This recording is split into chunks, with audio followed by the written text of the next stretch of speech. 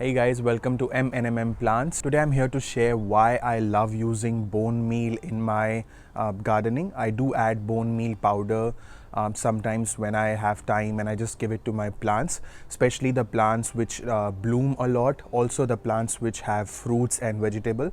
So first things first, it is absolutely organic. So you have to just go out and see where the bone meal powder is available in the nearest garden center wherever you live. If you are in Australia, I buy it from Bunnings, but otherwise you have to check it for your country or your place. So this is the one that I use, and I love using it because I've seen it giving me a lot of good results. Let's give you an example of how do I use it. First things first. So let's say this is my marigold plant. The plant is very healthy, it's blooming, giving a lot of flowers, buds.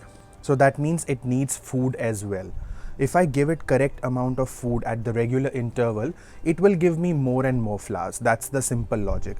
So the first way is, what you can do is, you can just take a little bit, let's say 1 tablespoon of bone meal powder. Let's say this is the quantity you should take. This is 1 spoon of bone meal powder, and obviously it is rich in nitrogen, phosphorus and calcium. So these things are very important. Phosphorus is mainly important for the new growth of the plant. Calcium will give that strength to the plant to give new flowers and buds, because when the plant has these flowers and the buds, it creates a lot of pressure on the plant. The plant needs that strength to withstand that pressure of these flowers and buds. So that will come if the plant has a good amount of calcium, which is there in this. So first things first, you can dissolve this in water and give that water to the plant. That is one method. The second method is, the first method which I shared with water will give you quicker results, and this is a slow releasing fertilizer.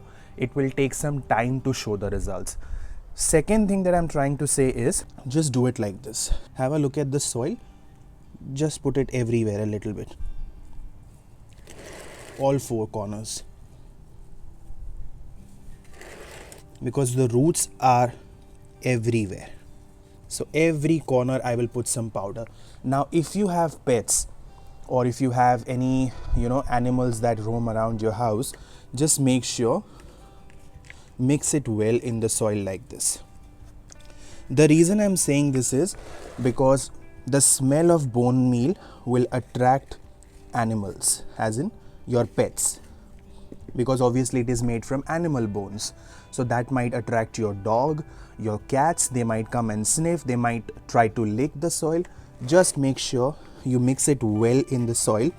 If you mix it well in the soil, the smell won't come, they won't be able to smell. I'm done. So I've mixed it properly in the soil. So this is how you should feed bone meal. You can feed it once in 2 months. More than that is not required, because once you feed your plants with bone meal fertilizer, it will show results for at least next 4 to 6 weeks. So please don't add fertilizer again for next 4 to 6 weeks. After that you can add it again if you want. Now this is my red rose plant. I can see there is a bud here, there is another bud coming up. So that means this plant is giving flowers. It needs some food. So simple logic. I know the soil is very wet, so because it was raining here, so I'm not going to give more water. Again, I will add some bone meal. Especially adding the bone meal fertilizer during the growing season is the best idea. So I would not give it when the plant is in dormant phase. Right now it is growing season in Australia. These plants are growing. Just give it everywhere, and I know my plant will. So basically the soil is now rich in nutrients, and the roots of the plant will absorb the nutrients from the soil.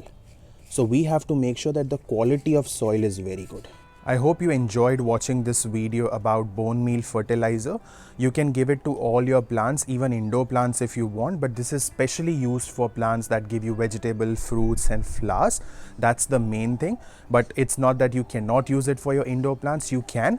I have used it for my pothos as well, and it has given me good results. So I would encourage you to use it at least once in 2 to 3 months.